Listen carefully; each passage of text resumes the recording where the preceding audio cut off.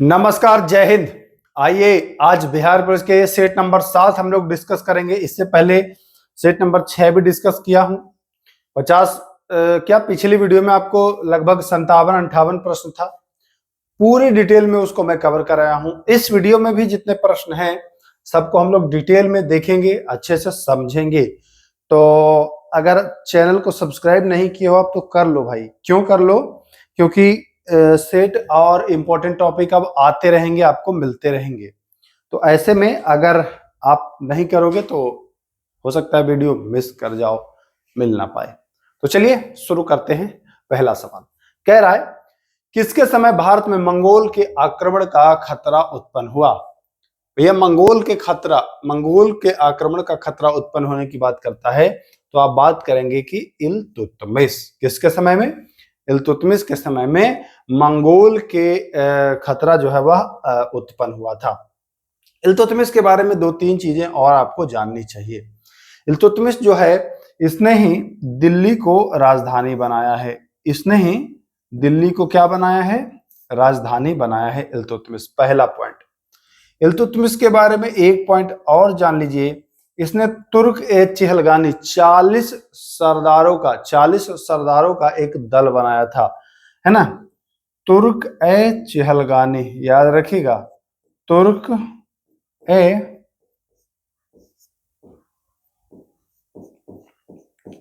40 लोगों का एक दल बनाया था, तुर्क ए चिहलगानी। तो ये दोनों पॉइंट आपको याद रखना है इल्तुतमिश के बारे में, ठीक ना। इल्तुतमिश एक पॉइंट और याद कर लीजिए अगर याद कर पाए तो। इल्तुतमिश जो था यह कुतुब मीनार, नाम तो सुना ही होगा, है ना। कुतुब मीनार का कार्य पूरा करवाया। कुतुब मीनार का जो कार्य था, है ना, कुतुब मीनार का कार्य जो है वो पूर्ण कराने वाला यही है। कुतुब मीनार का कार्य यह पूर्ण जो है वो कराया, मतलब दिल्ली को राजधानी बनाया। कौन? इल्तुतमिश। तुर्क चिहलगानी जो दल था उसका गठन किया, कौन? इल्तुतमिश। उसके बाद कुतुब मीनार का कार्य पूर्ण कराया, कौन? इल्तुतमिश। इतनी बातें याद रखना है। चलिए, गयासुद्दीन तुगलक का प्रथम सैन्य अभियान था। गयासुद्दीन तुगलक का प्रथम सैन्य अभियान कौन सा था भाई? तो देखिए, यह था तेलंगाना अभियान। कौन सा? तेलंगाना अभियान। गयासुद्दीन तुगलक के बारे में जान लीजिए। इसके बारे में ही निजामुद्दीन औलिया, कौन? निजामुद्दीन औलिया ने कहा था कि दिल्ली अभी दूर है। क्या कहा था? दिल्ली अभी दूर है। यह पूछता है कि दिल्ली अभी दूर है, यह किसके संदर्भ में कहा गया था? तो बताएंगे कि निजामुद्दीन औलिया के संदर्भ में यह भी कहा गया था। निजामुद्दीन औलिया ने कहा था किसके लिए? तो कहा था गयासुद्दीन तुगलक के लिए। ध्यान दीजिएगा, इंपॉर्टेंट पॉइंट है। तो इतनी बातें आपको ध्यान में रखना होगा, है ना। दिल्ली अभी दूर है, निजामुद्दीन औलिया ने इसी के संदर्भ में कहा था। चलिए अगले प्रश्न पर आते हैं। प्रथम अफगान राज्य की स्थापना किसने की थी? प्रथम अफगान राज्य की स्थापना, ऑप्शन है कुतुबुद्दीन ऐबक, मोहम्मद गौरी, कासिम, बहलोल लोदी। 4 ऑप्शन आपके सामने हैं। तो देखिए, लोदी वंश से ही शुरुआत हुई थी। लोदी वंश से शुरुआत हुई थी अफगान राज्य की। और लोदी वंश का सीधा सा संस्थापक अगर आपको पता है तो आप राइट आंसर कर देंगे कि भैया बहलोल लोदी, है ना। पहले गुलाम वंश आता है, जरा सा इस पर गौर करिएगा। गुलाम वंश, फिर आता है खिलजी वंश, फिर आता है तुगलक वंश, फिर आता है सैयद वंश,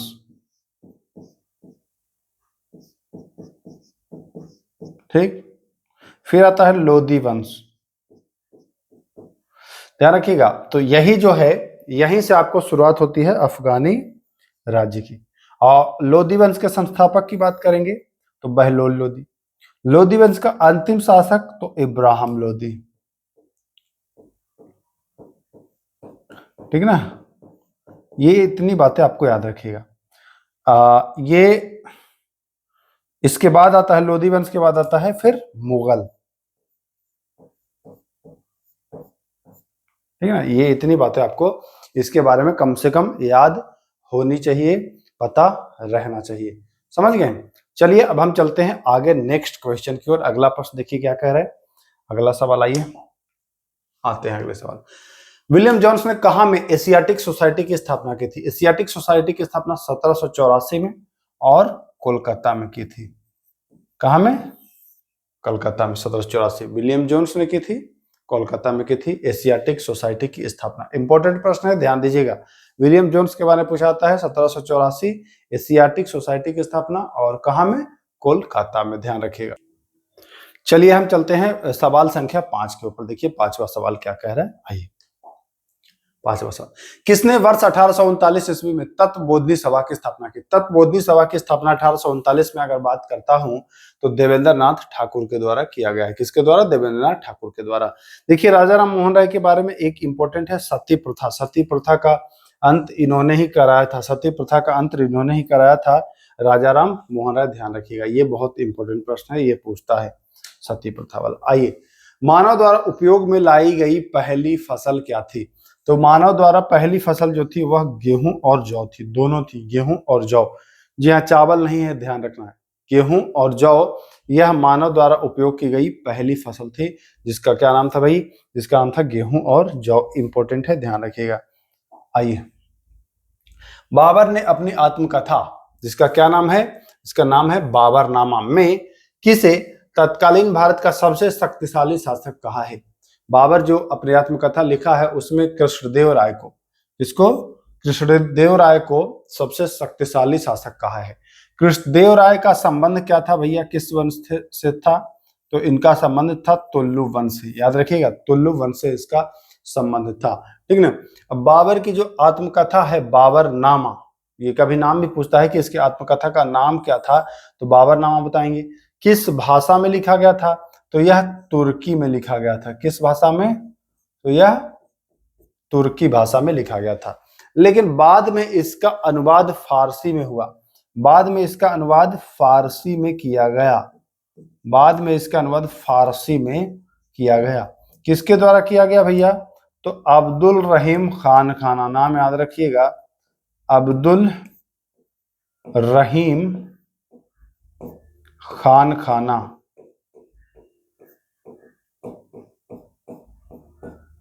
ठीक ना, इन्होंने इसका फारसी में अनुवाद किया है। मूल रूप से जो लिखा गया है बाबर के द्वारा वह तुर्की, चगताई तुर्की में, और उसको ट्रांसलेट किया है फारसी में किसने? अब्दुल रहीम खान खाना। तो इतनी बातें ध्यान में रखना। चलिए, इनमें से किसका जन्म सिताब दियारा, सिताब दियारा में हुआ था? देखिए राजेंद्र प्रसाद का नहीं हुआ था, जयप्रकाश नारायण का हुआ था। 11 अक्टूबर 1902, 11 अक्टूबर 1902 इनका जन्म हुआ था। अभी वर्तमान में ये उत्तर प्रदेश बलिया में है, बलिया में है, बलिया में है, ठीक ना, उत्तर प्रदेश के बलिया में है, ये भी ध्यान देना है। उस समय जो था जब ये था छपरा में, कहाँ में था? यह था छपरा में, बाद में ये बलिया में, तो ये ध्यान दीजिएगा। राजेंद्र प्रसाद का जन्म हुआ था सिवान, सिवान गांव का नाम पूछता है तो बताएंगे जीरादेई नामक स्थान पर, जीरादेई नामक स्थान पर इनका जन्म हुआ था। तो ये भी पॉइंट आपको ध्यान में रखना। आइए, प्रतिरोध उदाहरण है, प्रतिरोध जो है ना वह अदिश राशि का उदाहरण है। प्रतिरोध का मात्रक जो है वह मात्रक है ओम, प्रतिरोध का मात्रक जो है वह क्या है भैया? तो वह मात्रक है ओम, प्रतिरोध का मात्रक। तो ये भी दोनों पॉइंट ध्यान दीजिएगा। अदिश राशि, अदिश राशि में क्या होता है? अदिश राशि में होता है कि इसमें दिशा नहीं होता है, इसमें दिशा नहीं होता है। जैसे आपको उदाहरण के रूप में अगर मैं बताऊं, तापमान, तापमान में क्या कोई दिशा है क्या भैया? तापमान में कोई दिशा नहीं है। उत्तर दक्षिण पूर्व पश्चिम कोई दिशा है क्या? नहीं। समय, समय में कोई दिशा है क्या? सर समय में भी दिशा नहीं है। चलिए, ऊर्जा, ऊर्जा में भी कोई दिशा है क्या? सर ऊर्जा में भी कोई दिशा नहीं है। चाल,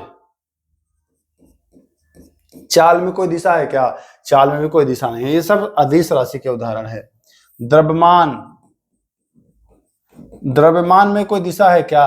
द्रव्यमान में कोई दिशा नहीं है। आयतन,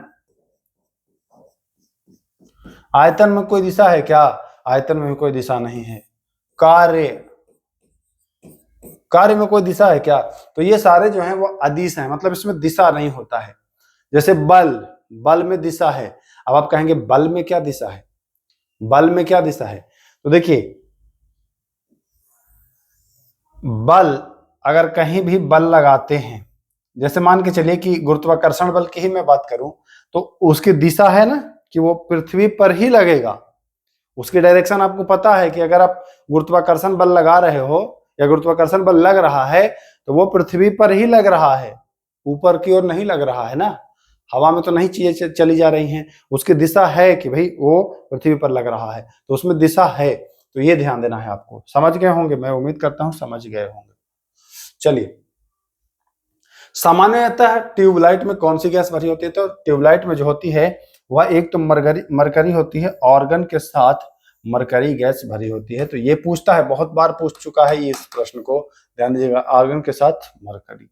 आइए, कार्य का एसआई मात्रक क्या है? कार्य का और कार्य का है भैया जूल, और ऊर्जा का भी, कार्य और ऊर्जा का भी आपको मिल जाता है जूल। तो दोनों ध्यान रखिए, कार्य का एसआई मात्रक आपको मिल जाएगा जूल। चलिए, इनमें से कौन एक अदिश राशि का उदाहरण है? अभी मैं आपको बता दिया हूं अदिश राशि का उदाहरण। देखिए, बल सदिश राशि मैं बताया हूं, वेग भी सदिश राशि, संवेग भी सदिश राशि, शक्ति, शक्ति या कार्य, ये सब कुछ क्या है भैया? तो ये सब अदिश राशि है। शक्ति में कहीं आपको कोई दिशा दिखाई दे रहा है? भाई शक्ति, उसके पास बहुत शक्ति, तो शक्ति तो कोई दिशा का तो इसमें नहीं पता चल रहा है आपको कि किस दिशा में। लेकिन बल आपको मैं बता दिया, वेग में तो दिशा निश्चित ही होती है, संवेग में भी निश्चित होगी, है ना। तो ये सब आपको पता होगा। चलिए, विद्युत मोटर किस प्रकार की ऊर्जा का रूपांतरण करता है? विद्युत मोटर की बात कर रहा है। तो विद्युत मोटर जो है वह, अब चूंकि विद्युत वाला मोटर है तो उसको चलने के लिए विद्युत की आवश्यकता होगी, वो विद्युत से चलेगा और यांत्रिक में कन्वर्ट करेगा। तो देखिए, कहीं है विद्युत ऊर्जा को यांत्रिक ऊर्जा में बदल देगा, विद्युत ऊर्जा को यांत्रिक ऊर्जा में। अच्छा, ठीक इसके विपरीत होता है जनित्र, इसके विपरीत होता है जनित्र, ये वाला, यह यांत्रिक ऊर्जा को विद्युत ऊर्जा में बदल देता है, यांत्रिक से बदलेगा विद्युत में। ये डायनेमो भी कह लीजिए, यह भी यांत्रिक से विद्युत में बदलता है। तो ये राइट आंसर इसका सी होगा, विद्युत को यांत्रिक में। क्लियर? क्लियर। आइए, प्रस्तावना में स्वतंत्रता, समता और बंधुत्व का जो आदर्श है वह लिया गया है फ्रांस की क्रांति से। फ्रांस की क्रांति से लिया गया है, 1789 की जो फ्रांस की क्रांति है इससे लिया गया है। प्रस्तावना में 3 प्रकार आपको देखिए, स्वतंत्रता, समता और बंधुत्व, ये नारा था फ्रांस क्रांति का, ये नारा था, इसी को अडॉप्ट किया गया है। प्रस्तावना की बात करते हैं तो प्रस्तावना में 1942वें संविधान संशोधन 1976 में एक बार संशोधन हुआ है। ये भी प्रश्न पूछता है कि संशोधन कब हुआ है, तो बताएंगे 42वें संविधान संशोधन से एक बार संशोधन हुआ है। इतनी बातें आपको प्रस्तावना के बारे में याद रखनी है। आइए, संविधान सभा का विचार सर्वप्रथम किसने रखा था, या सबसे पहले किसके मन में आया था? या वो समय है वर्ष 1934 का, वर्ष 1934 का, जब एम.एन. राय के मन में एक विचार आया संविधान सभा का, है ना। तो ये ध्यान रखिएगा, संविधान सभा का गठन 1946 में, ये भी ध्यान रखिएगा। प्रथम जो अध्यक्ष बने थे वह बने थे डॉक्टर सच्चिदानंद सिन्हा। ये क्या थे? ये सबसे वरिष्ठ थे, बुजुर्ग सदस्य अध्यक्ष थे, इसलिए इनको बस 2 ही दिन रखा गया है। 9 दिसंबर को ये बने थे, 9 दिसंबर 1946 को ये बने थे। 11 दिसंबर, ध्यान रखिएगा, 11 दिसंबर 1946 को डॉक्टर राजेंद्र प्रसाद को स्थायी जो है वह बना दिया गया था। तो तीनों बातें आपको ध्यान में रखनी है, इंपॉर्टेंट है, इसलिए मैं बता रहा हूं। चलिए, आइए, संविधान सभा की कुल सदस्य संख्या कितनी निर्धारित थी? अगर मैं शुरुआती अच्छा, ये क्वेश्चन अगर कल का वीडियो आपने देखा है तो इसको आसानी से आप कर लोगे, अगर कल का वीडियो नहीं देखा है तो थोड़ी सी कठिनाई का सामना करना पड़ेगा। तो आइए, शुरुआत की मैं बात करूं तो निर्धारित था कितना भाई? 389। 389 को अगर हम बांटना चाहें तो देखिए, 389 को 292 इसमें था भाई, 292 था ब्रिटिश भारत से, 292 सीट था किससे? ब्रिटिश भारत से। चलिए सर, ये तो जान गए। प्लस 4 जो सीट था यह था चीफ कमिश्नरी प्रांत, चीफ कमिश्नरी, मुख्य आयुक्त का जो प्रांत था वो था, यानी कि इन दोनों को ऐड करने पर हो जाता है 296। अब बच जाता है, अभी भी 93 बच गया है। इसमें अगर आप 93 ऐड करोगे, यह 93 था देशी रियासत वाला, यह था क्या? देसी राजाओं वाला था, देसी राजाओं वाला था, देसी रियासत वाला था। तो कुल जाकर के हो जाता है 389। देखिए 296 आपको इन दोनों को ऐड करके 292 आपका कुल ये था ब्रिटिश भारत से, और 93 जो था ये था देसी रियासत से, और 4 जो था वह चीफ कमिश्नरी थे। क्लियर हो गया? इतनी बातें आपको याद हो जानी चाहिए। देखिए ये डाटा ना एग्जैक्ट याद कर लीजिए, पूछेगा एग्जाम में, फड़फड़ाने लगेंगे, अब नहीं आएगा तब।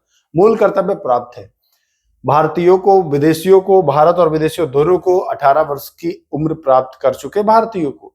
देखिए मूल कर्तव्य केवल और केवल भारतीयों को प्राप्त है। ऐसा नहीं है कि विदेशियों को पाबंद किया जाए कि भैया आप ये चीज मानिए, आप हमारे राष्ट्रगान का आदर करिए। भाई दूसरे देश वाले आप देखते ही हैं आदर नहीं करते हैं, है कि नहीं?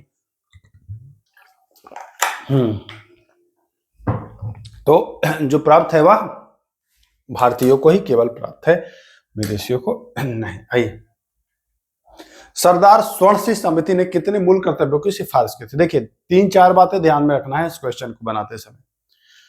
मूल कर्तव्य तो पहली बात मूल संविधान में नहीं थे। जो मूल संविधान था हमारा, कहां गया? जो हमारा मूल संविधान था पहला नंबर, उसमें मूल कर्तव्य नहीं थे। सरदार स्वर्ण सिंह ने इसकी सिफारिश की। सरदार स्वर्ण सिंह ने सिफारिश की और उन्होंने कहा कि 8 जोड़िए। देखिए पॉइंट को समझिएगा, मूल में नहीं थे, स्वर्ण सिंह ने कहा कि 8 जोड़िए, लेकिन 42वां संविधान संशोधन 1976, यहां पर मैं लिख देता हूं, 42वां संविधान संशोधन जो 1976 हुआ, इससे क्या हो गया? इससे जोड़ दिया गया 10। 8 पहले 0 थे, सिफारिश 8 की हुई, जोड़ा गया 10, लेकिन वर्तमान समय में मूल कर्तव्य की संख्या कितनी है? 11 है। ये चारों पॉइंट आपको याद रखना है। पहले नहीं था, सिफारिश 8 की हुआ, जोड़ा 10 गया, वर्तमान में एक और जोड़ दिया गया है, वह 11। और वो कब जोड़ा गया है और किससे संबंधित है? आता हो तो कमेंट कर सकते हो, नहीं आता है तो नेक्स्ट वीडियो का इंतजार करिए। संसद की गणपूर्ति निश्चित है। संसद की गणपूर्ति, संसद में आपको देखिए, संसद की बात आई है तो पहले मैं आंसर बता देता हूं। सदन की सदस्यता का 10वां भाग होता है। गणपूर्ति जो होता है वो होता है भैया 10वां भाग। कौन सा भाग होता है? गणपूर्ति जो होता है वो होता है कौन सा भाग? गणपूर्ति जो होता है वो होता है 10वां भाग। अब यहां समझने वाली बात यह है, संसद का जिक्र आया है तो देखिए संसद की अगर मैं बात करूं तो यह अनुच्छेद आपका 79 में इसका उल्लेख है। ठीक, फिर आता है राज्यसभा, फिर आता है आपका राज्यसभा, इसका जिक्र आपका 80 अनुच्छेद में है। फिर आता है लोकसभा, इसका अनुच्छेद 81 में जिक्र है। संसद की बात आई है तो संसद 79 में है, लेकिन ये गणपूर्ति का जो मामला है यह अनुच्छेद 103, याद रखिएगा बहुत इंपॉर्टेंट है, ये 100 के 3 में है गणपूर्ति के बारे में। तो यहां से भी प्रश्न आपको बन सकता है और पूछा जा सकता है। क्लियर है? क्लियर है। आइए अगले सवाल की ओर हम लोग। MRI magnetic resonance imaging machine में निम्नलिखित में से किसका प्रयोग किया था? मैग्नेट मतलब आप जान ही रहे होंगे कि चुंबक, तो चुंबकीय तरंग का, बहुत ही आसानी से इसको आप याद कर लिए होंगे। निम्न में से कौन सा अप्रत्यक्ष कर है? देखिए इसको समझने की जरूरत है।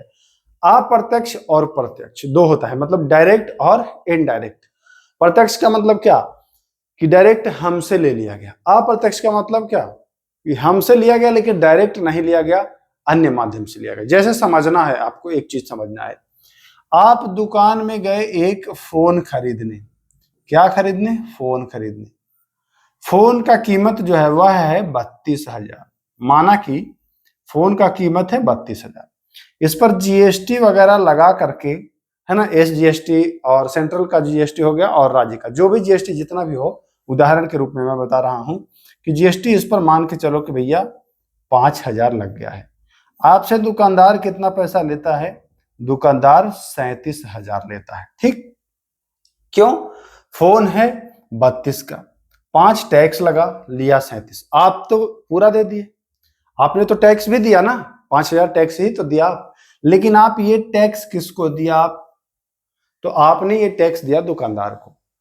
दुकानदार जहां से खरीदा है फोन उसको देगा, और ये देगा फिर कंपनी को जो फोन निर्माण कर रही है। और फोन निर्माण कंपनी जो है, ये सारा टैक्स जो है यह आपको चला जाएगा कहां? सरकार के पास। फोन की ही बात मैं नहीं करूंगा, किसी चीज की भी अगर आप बात करो तो प्रोसेस यही होता है। सामान आप दुकानदार को दिए, दुकानदार जहां से खरीदा है वहां वो उसको, और फिर वो जाएगा।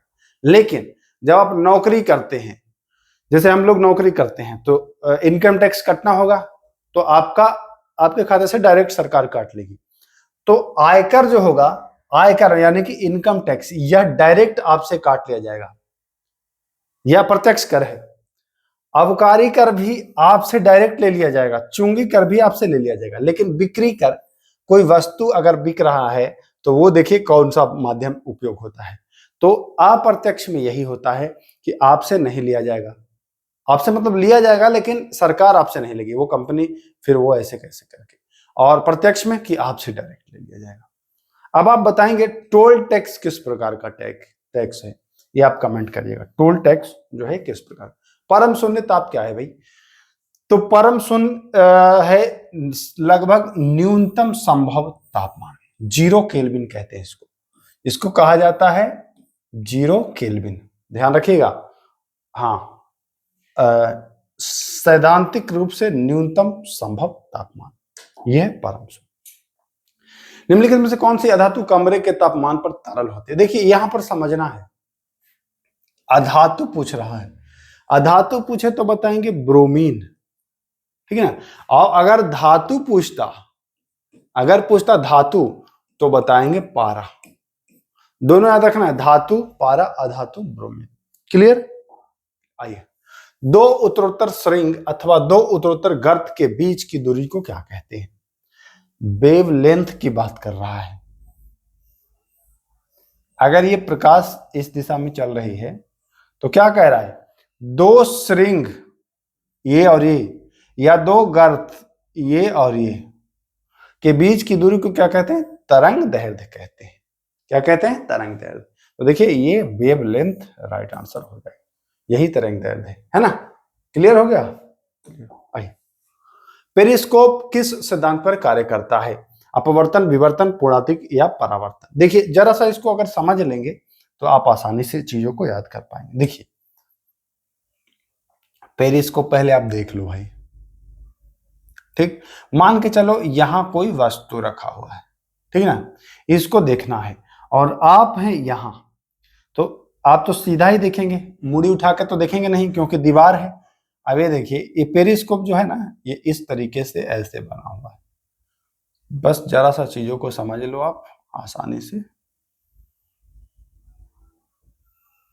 देखो आप मान के चलो कि यहां पर ऐसे खड़े हो, ऐसे ये इस पर आप बैठे हो यहां पर।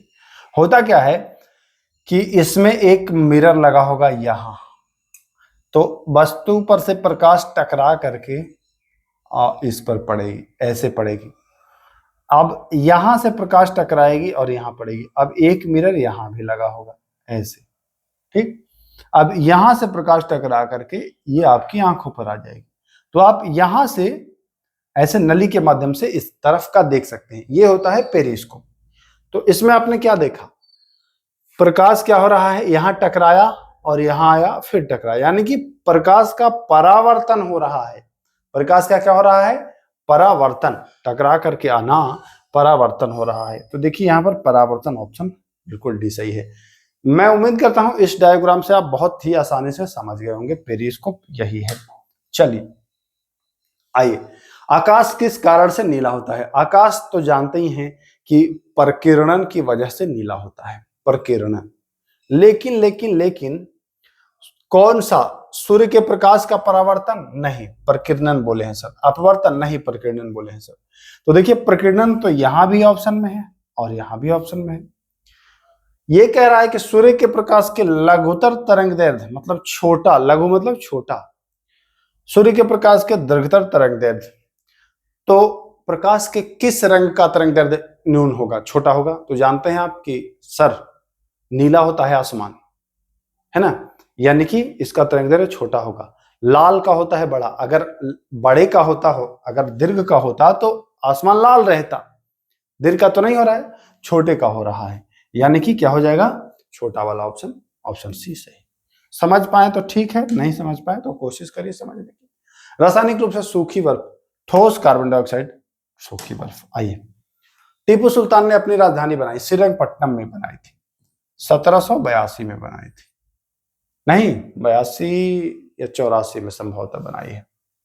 82 में इसके पिता की मृत्यु हुई थी, 82 में इसके पिता की मृत्यु हुई थी टीपू सुल्तान की।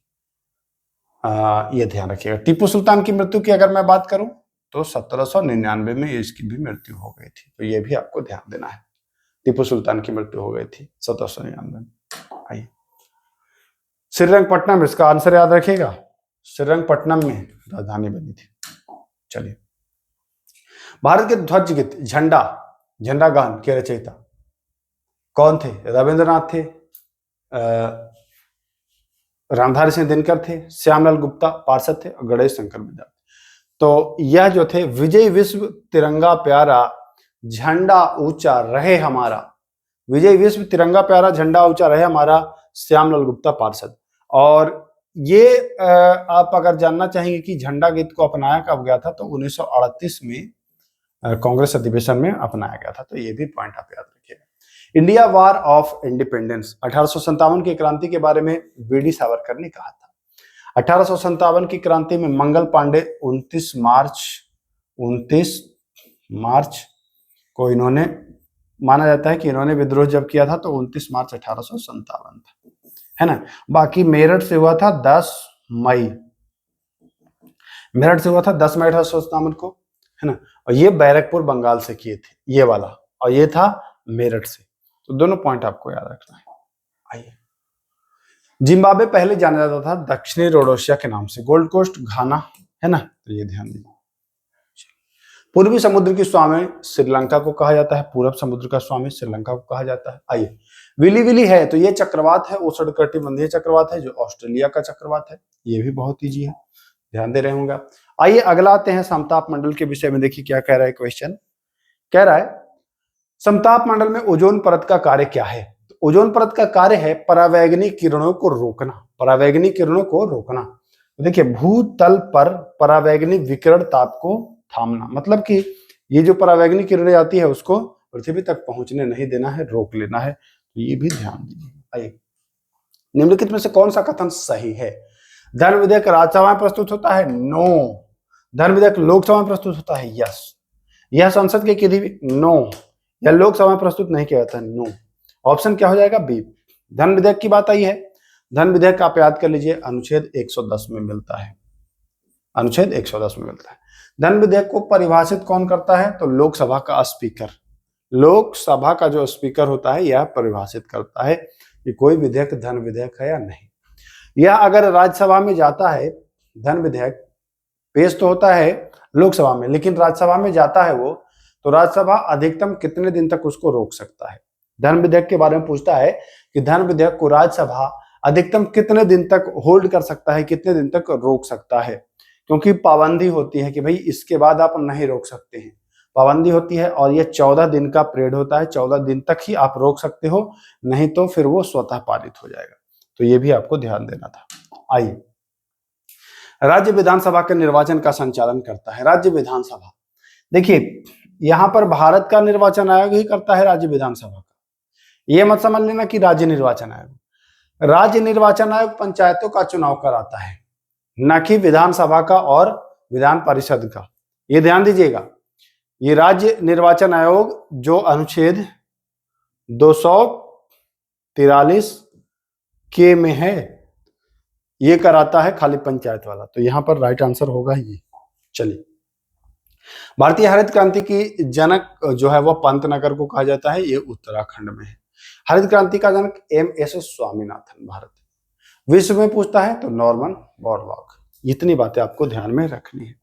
आइए, मूल्य जिस पर सरकार खाद्यान्न का क्रय करती है वह कहलाता है खरीद मूल्य। कौन सा मूल्य? खरीद मूल्य। आइए, महिला sex hormone, female sex hormone, यह बीपीएससी में भी इस प्रश्न को पूछा गया है। एस्ट्रोजन जो है यह फीमेल सेक्स हार्मोन के नाम से जाना जाता है। Male sex hormone testosterone, male की अगर बात करें पुरुष सेक्स हार्मोन तो टेस्टोस्टेरॉन, याद रखना है भैया। ये होता है मेल सेक्स हार्मोन, ये होता है फीमेल सेक्स हार्मोन। तो ये दोनों बात आपको ध्यान रखना है, इंपॉर्टेंट है, पूछता है।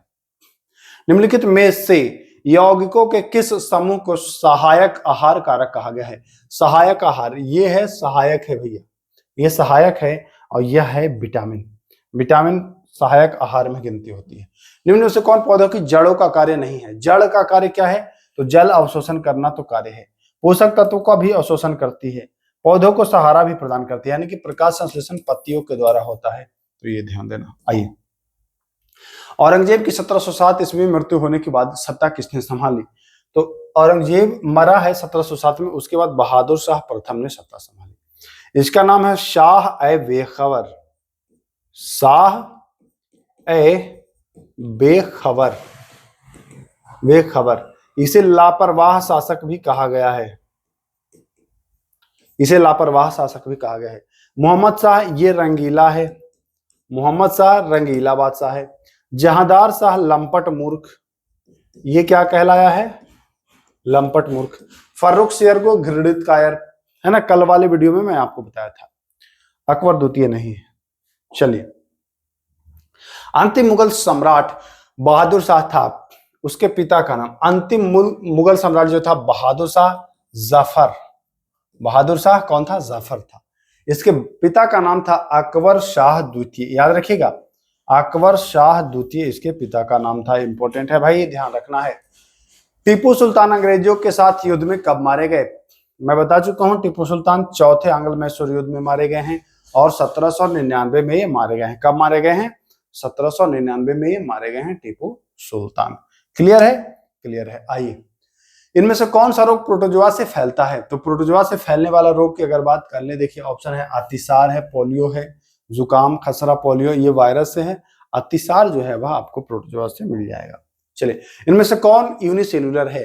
यूनिसेलुलर है अमीबा। अमीबा एक ही कोशिका से बना होता है, हाथ पैर सब इसका एक ही कोशिका है ना, तो ध्यान दीजिएगा, अमीबा। बिजली का स्विच बना होता है, तो बिजली का स्विच किसका बना होता है? तो भाई बैकेलाइट का बना होता है। बिजली का स्विच जो बना होता है वह बैकेलाइट का बना होता है। आइए, मुर्रा नस्ल है, मुर्रा किसकी नस्ल है? बहुत ही इजी है, इसको मैं करा चुका हूं। देखिए, नस्ल पर एक वीडियो में दिया हूं, अगर आप नहीं देखें तो जाकर के देखिएगा। मुर्रा नस्ल है गाय का कि भैंस का? दो ऑप्शन है, आपको कमेंट करना है। तो मुर्रा जो है वह भैंस का नस्ल है, नहीं आता है तो ध्यान दीजिए भैंस का नस्ल है। आइए, चलिए, गुंडी, गुंडी राष्ट्रीय उद्यान यह तमिलनाडु में है, गुंडी राष्ट्रीय उद्यान तमिलनाडु में है। आइए, किसे एशिया की रीढ़ भी कहा जाता है? काराकोरम श्रेणी को एशिया का रीढ़ कहा जाता है, काराकोरम श्रेणी को। आइए, देवप्रयाग स्थित है, देवप्रयाग स्थित है भागीरथी व अलकनंदा, भागीरथी व अलकनंदा के जो संगम पर है। देखिए, 5 प्रयाग है ना, 5 प्रयाग, पांचों प्रयाग याद कर लीजिएगा, इस पर भी एक वीडियो दे चुका हूं। भागीरथी व अलकनंदा, देवप्रयाग। भागीरथी व भिलांगना पर टिहरी बांध है, ये मैं करा चुका हूं पहले ही। तो बस 50 प्रश्न पर हम लोग पहुंच गए हैं। मैं उम्मीद करता हूं कि ये आपने वीडियो देखा और इसके पॉइंट्स भी आप नोट करते आ रहे होंगे। जो भी पॉइंट बताता हूं उसको नोट अवश्य करिएगा, अगर नोट नहीं करेंगे तो बहुत सारी चीजें आप मिस कर जाएंगे। इसलिए बस देखना रटना नहीं है, चीजों को नोट भी करना है, समझना भी है। चलिए फिर मिलते हैं नेक्स्ट वीडियो में, तब तक के लिए नमस्कार, जय हिंद।